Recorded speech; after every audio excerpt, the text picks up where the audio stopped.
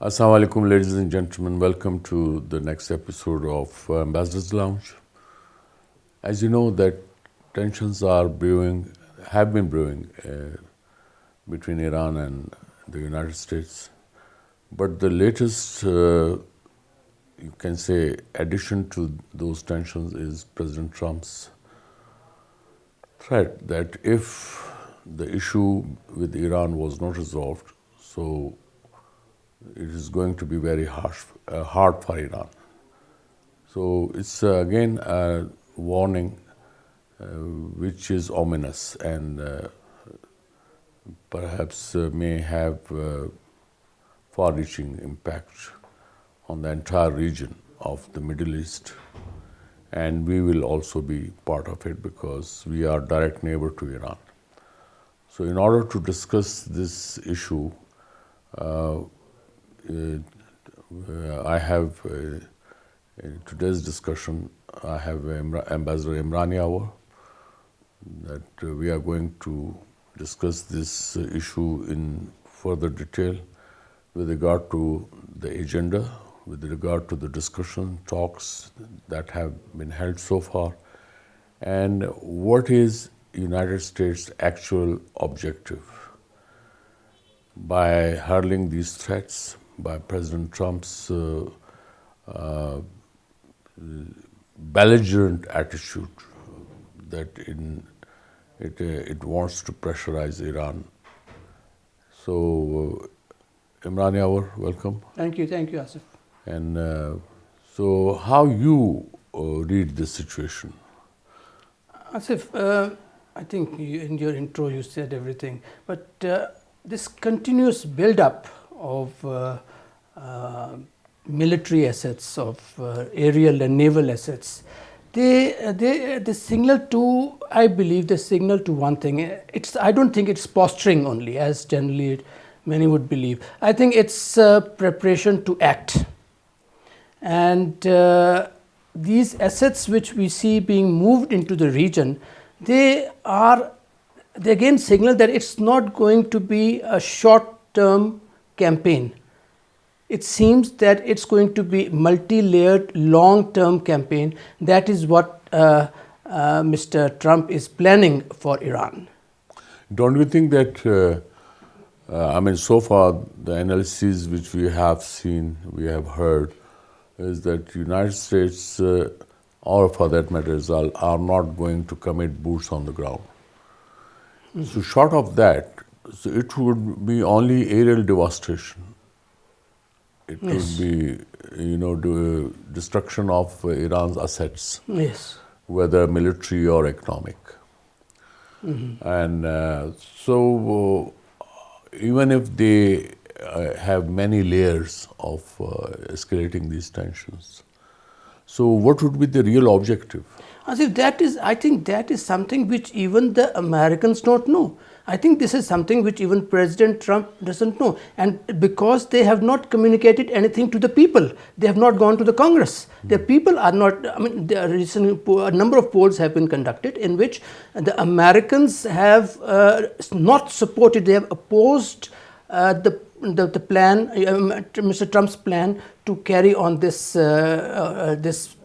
action against Iran. So, you said boots on ground would be required for regime change.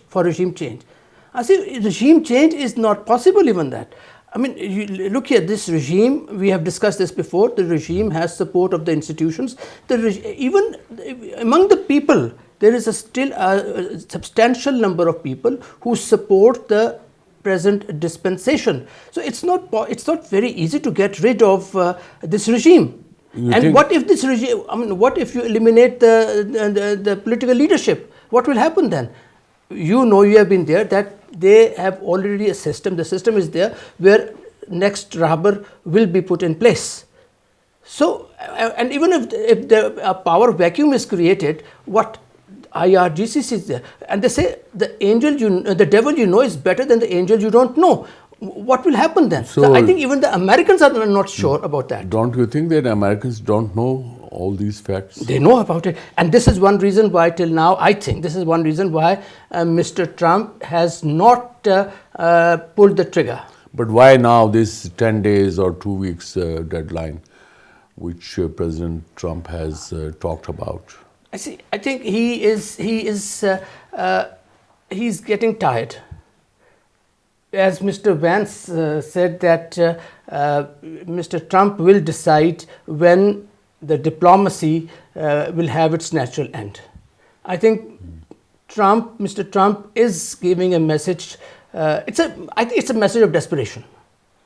But one thing is, I agree with you.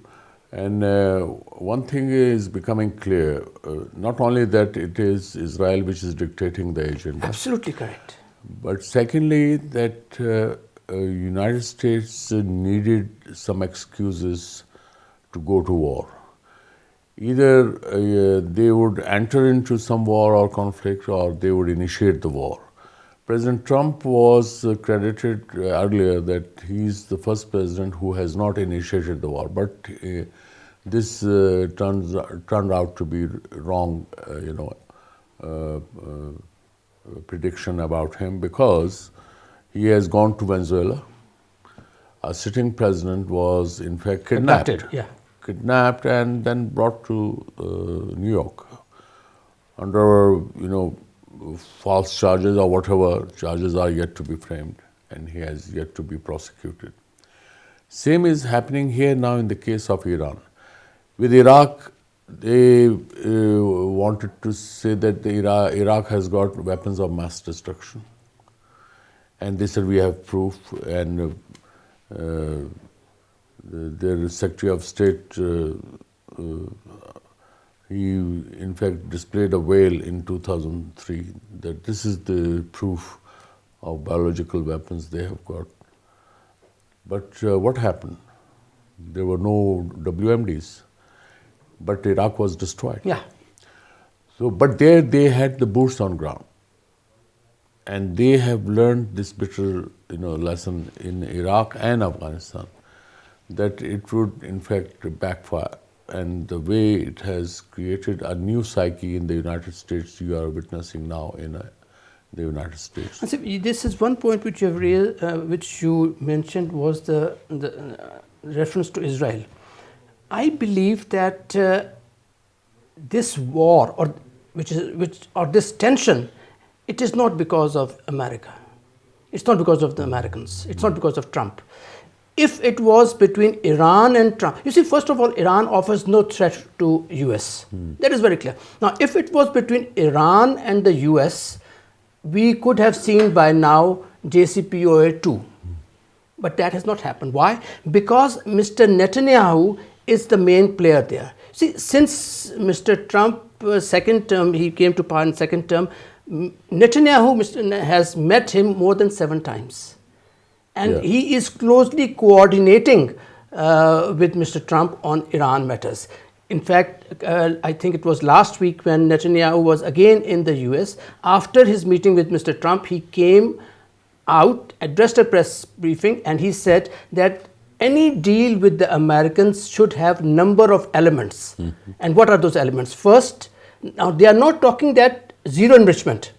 He says, no, we want complete dismantling, obliteration of Iran's nuclear facilities.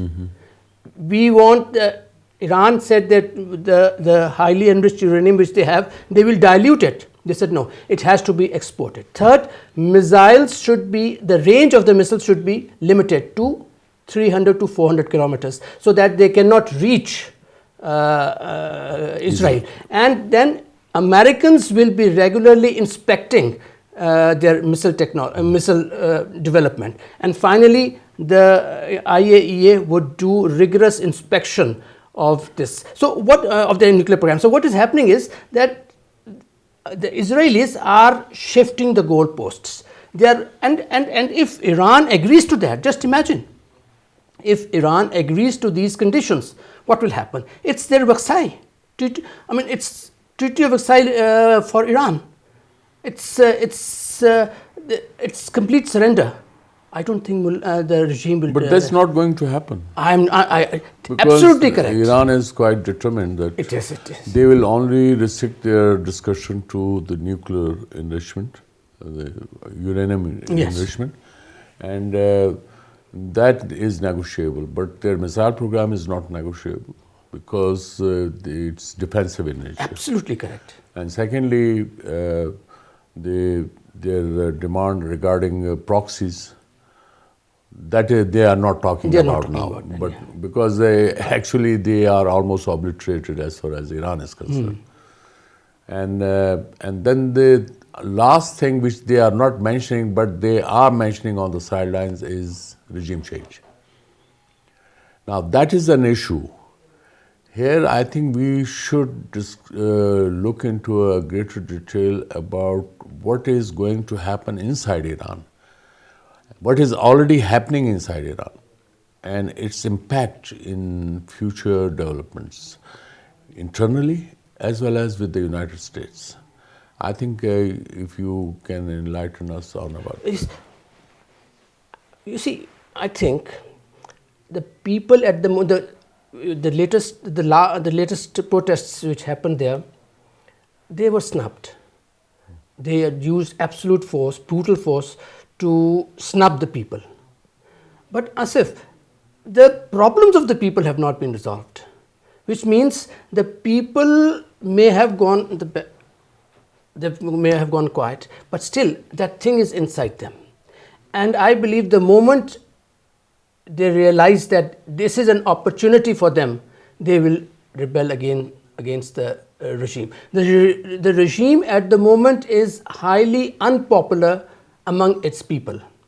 And I think they realize that. And this is something which Americans are also trying to benefit from, which Israelis are also trying to benefit from. So the present dispensation, they have to find a way or they have to deal with the problems of the people, but at this moment, I think that is not possible. But don't you think that the harsh sanctions on Iran are contributing to Absolutely. the internal problems, Definitely, economic problems, definitely. especially? Iran's assets, more than $70 billion worth of assets are frozen. Yes. Iran cannot export its oil. It has brought down to almost 1 million barrels yes. per day, while on the signing of the JCPOA, it was close to 2.5 million barrels per day. Even then, it was below its capacity and the allowance it gets from the OPEC. Iran is actually allowed 4 million barrels per day exports. But it had been because of the capacity problems, because of the continuous sanctions, its capacity had been close to 2.5 million barrels per day, and which has now come down further to 1 million barrels. And that too, China is the major importer. Yes, 80%, yeah. And you can imagine that almost 2.5 times Iranian revenues through oil have come down. So so definitely it is quite a burden on its resources, and that they cannot pass on to the public. Even despite the fact that Iranian governments highly subsidize their basic foods and medicines. But still, that's getting out of the range. As if you're right, the sanctions are there, but mate, what about the mismanagement of the economy? Mr. Masoud Pezeshkian, in his interview with the Iranian television, accepted that. What about the corruption which is there? What about the money which they were spending on on their proxies? Yeah. That has also contributed to the economic situation, the present economic situation of the country. You think that the proxy game which Iran played would also serve as a lesson for the Iranian regime? In principle, it should. In principle, it should. And so I think then its benefits should be transferred to the people. It should. You see, it should be Iranian government or in this present dispensation has to realize that their policy of having these proxies for their defense, preventing Israel from coming to the borders of Iran, has failed. They should not work. They should not use that.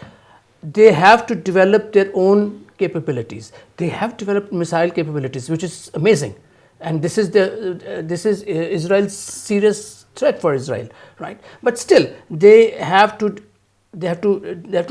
concentrate on their inside the problems. You're right. And then I think it is just not Iran. Because here I think United States would be wary of, would be that if they hit Iran, then Iran can hit anywhere. Because United States bases are scattered around the Gulf states in the immediate neighborhood. And so therefore all Gulf states would be in fact concerned. One. Secondly, when you look at it from the regional perspective, there's you can say almost unanimity in opinion that United States should not attack. This has come out from Saudi Arabia, from Turkey, from UAE. So there's a level of uneasiness within the entire region, and I think United States must be realizing the fact that if it would be an attempt to isolate itself in the region. Don't you think? In principle, you're right, mate. It has its bases in Kuwait, in Qatar, in UAE, in Bahrain, in Jordan, everywhere it has bases. And those countries have said that, well, you cannot use our airspace or our bases. US knows that it may not be allowed by these countries to use the bases which it has there. So it has tried Britain, UK, to use its base in Diego Garcia. Yeah. The British have also said no. So yes, they have this problem. And the countries, they know, the regional countries, they know that if they allow their bases, then, and Iranians have said that, well, you will be our legitimate targets then. Correct. And you see, the regime will go to any length to ensure its perpetuation. And I think Iran's retaliation would in its retaliation, it will try to balance its own perpetuity also. But there are also reports which suggest that if United States actually goes for strikes in Iran, so there would be a second wave of protests inside the country to take advantage of the situation, and then perhaps that may, those among them, they already have a plan to put in a government, alternate government. But so far this is only being discussed by the American scholars. American scholars, as you have hit the nail on the head. It's about American think tanks, they are discussing. I mean, you have worked there, I have worked there. How, when there is no credible opposition inside Iran, whatever the reason is, there is no credible opposition. Everyone How do you see the fate, the prospects of de facto crown prince? We have discussed this before, Asif. You agree with me, I agree with you, that he is not the person who has that aura to attract the people. He cannot gel the community. He cannot gel the Iranians. Iranians at the moment, they are, they're polarized. They're deeply polarized. And he has not worked for. And he has not worked there. He has not been there. He has not been to Iran. He doesn't know what Iranian psyche is. So he is sitting in the US, and then you see, whatever it is, Iranians still have a certain love, respect for their own country, for their own flag, for their own soil. Right? He is going there, meeting with the Israelis and saying that, well, if I come to power, then Iran will relinquish its stand on nuclear. That in missile technology, it will be. All these things is. So national pride is very much there. Very much there. And I still think I it is think there. Shouldn't we give credit to the present dispensation in Iran that it raised the literacy rate from 50% to 90%? after You the have to revolution. give the devil their due, yes. And secondly, the kind of subsidies they are giving to the people, say the bread is the cheapest anywhere in the world, and then subsidies on gas and everything, subsidy in medicines, and then they are the leaders in basic health, that even WHO has acknowledged that. So given those facts, I think Iran has also contributed in the political arena a kind of awareness among the people that now you are looking at, that despite facing big challenges, there have been demonstrations, and despite the fact that they don't have multiple political political parties, there's only one ruling clique, and then that is divided into hardliners and moderates.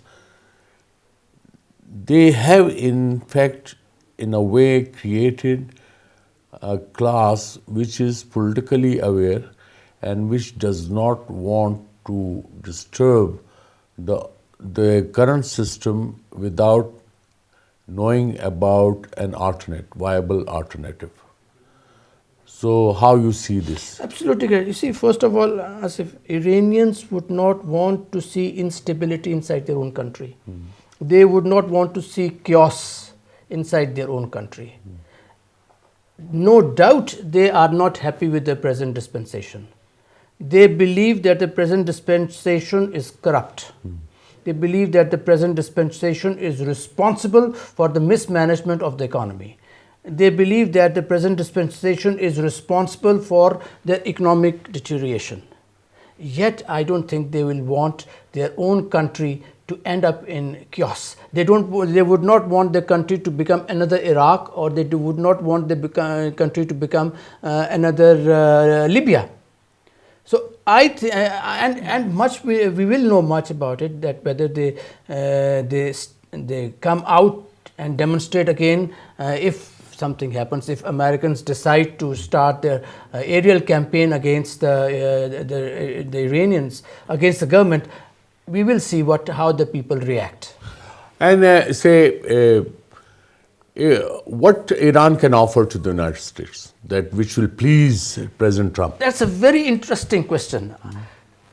Their Deputy Foreign Minister for Political Affairs, he was addressing gathering of Chamber of Commerce of Tehran, and he said that we may have to offer Americans a special privilege in our oil and gas sector. We will have to offer them special privilege in rare earth resources. So isn't it lucrative offer? Well, let's see how the... And he may not have said it without permission. Definitely from not. The top. Definitely not. You see, the differences between the two sides have not narrowed. Asif, I don't think that during the Geneva discussions, Geneva talks, anything was reached. But I think it was Arakshi who was credited, that he said it was positive, and then the guiding principles have been agreed. 3.5 hours that talks lasted, only 3.5 hours, and if you minus the time which the mediator took from going from one room to another and translating and communicating their messages, how much time did they actually discuss? So I think the two sides have even failed to reach an understanding on what to discuss and what not to discuss. But so the differences is too wide. No, but I think the issues are not too big, or issues are not too many. They are talking about 3 to 4 major issues. But they are the red lines. But main thing is the enrichment, right? And Iran's right to have access to nuclear technology for peaceful purposes. I don't think that's a very big affair. No, but that's a right granted under NPT. Yes, you're right. Otherwise, if that right is snatched, then it would be easy for Iran to pull out. Absolutely correct. So I don't think this nuclear issue is a real issue. I mean, look, Mr. Trump said, I have obliterated their nuclear program. He keeps on saying that. So if that is the case, then what is there to talk about in this nuclear file?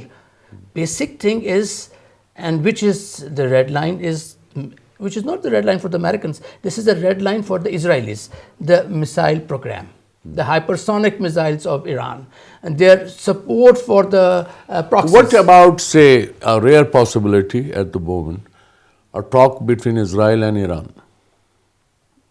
After all, Yeah. Palestine, during Arafat's time, they were enemies. I mean, Palestine versus the Israelis, and they said, and they had, Oslo Accords. I think there was a proposal also to this effect that which was given by the regional countries, that a non-aggression pact be signed between Iran and US, or even Iran and Israel. It's a possibility. It's a possible. Because the Arab world, which once upon a time used to be quite anti-Israel, is no more anti-Israel. It's no more, yeah. In the neighborhood. And it is now, in fact, just thrown at the doors of the Iranians to champion the cause of the Palestinians. Yeah. So I think the thrust would be to lure Iran away from the Palestinian cause, number one. Number two, to in fact encourage Iran to enter into dialogue. United States means half of the Israel is already sitting on the negotiating table. Because whatever Americans discuss, they first discuss in Tel Aviv with Netanyahu and then come to the Iranians. Yes. So I think actual game plan is this one. But of course, it is then being buttressed with the threats they want that is. But Asif, what about Iran, China and Russia factor? Don't you find it strange that Russia lost Syria, and now they are losing? If this U.S. campaign starts, it's losing. It will lose Iran. Then Russia has a 20-year comprehensive strategic agreement with Iran. China has a 25-year cooperation with Iran. So, do you see any role of China and Russia? I don't see any role they are playing. I think they will not be doing that publicly, but perhaps behind the scenes with the United States is a possibility. But if there's war, Iranians will have to fight it out alone, themselves. And yes, military hardware from China and Russia would be there. Russia has its own problems, so I don't think Russia is. But China, yes, China could do, but I don't see, or there are no news that China is. No, but I think they have many things in the pipeline, especially the aircraft they have. And there were, talks of J-10s being supplied to Iran. It is already in the pipeline. This is what even this Jane's Defense Weekly's report says. But it would be ultimately the Iranians who will have to fight it out. What about the intelligence support by the Chinese? Even then, even if they have the intelligence support, for instance, for the impending attack, how can they block it? Unless they have a missile defense system, and which was supposed to be coming from the Russians. Whether it's going to come, because already they had the earlier versions of the missile defense system, yes, which could not work. Yeah. So here I think they'll be needing the military side. Iran is weak as far as the military side is concerned, but on missile side, I think it has been giving a matching response to the Israelis. So are we going to see Iran capitulate?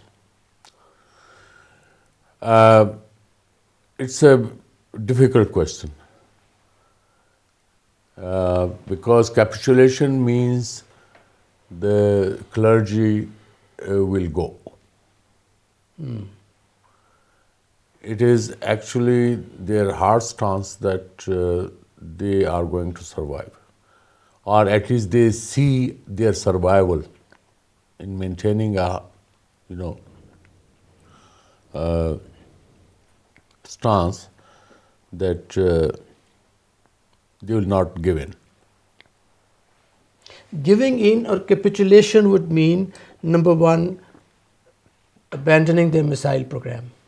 Number two, it would mean abandoning or no more support for the proxies. Number three, it would mean no enrichment, complete obliteration of nuclear infrastructure.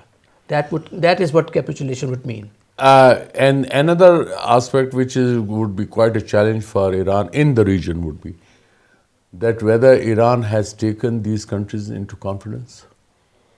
That's a big question. That at the diplomatic level, what kind of a support, except for that these countries will not allow United States to use their bases, their airspaces. But at the diplomatic level, where does Iran stand in the region? That's a big challenge. Yes, their tensions have been subsided. There have been Chinese mediation between Saudi Arabia and Iran, fine. But when actually it is, you can say, the tough time on Iran, how the other neighbors are going to look at it, including Pakistan. For Pakistan, of course, during the last year's 12-day war, Pakistan stood by Iran. Pakistan will stand by Iran because if something happens or if the war starts, so Pakistan will also become vulnerable. That's granted. But how Iran is doing in gaining the support of the neighborhood, especially the Gulf states. It's very interesting. That is very important because nothing much is coming out. That's what I was going to say. It's interesting because you now, at this moment, initially all the Gulf countries were very active diplomatically, trying to convince Mr. Trump not to embark on this adventure. But now of late, you see an eerie silence. Nothing is coming out of these countries. Yeah. Does it imply they have accepted what is about to happen? Is it? Have they given their go? I don't think they could have. So things are in fact scary. Yeah. And there's an uneasy calm, you can say, at the moment. But it may in fact spell some more, lull before storm. You can say. So I think, what should we conclude now? Well, it's a developing story, and what Mr. Trump is going to do, neither you can say anything nor I can say. Mr. Trump is capricious. He can do anything. He has given 10 to 15 days to Iran to sign a deal.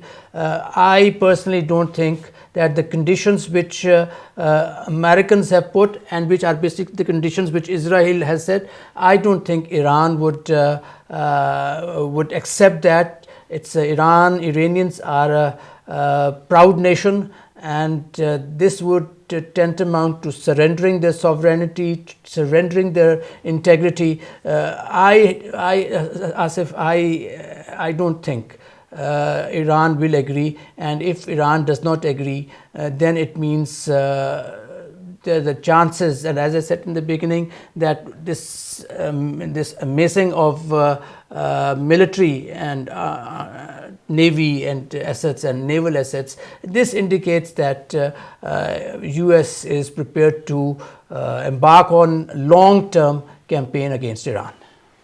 Yeah, I agree. And ladies and gentlemen, I think this brings us to the conclusion of our talks.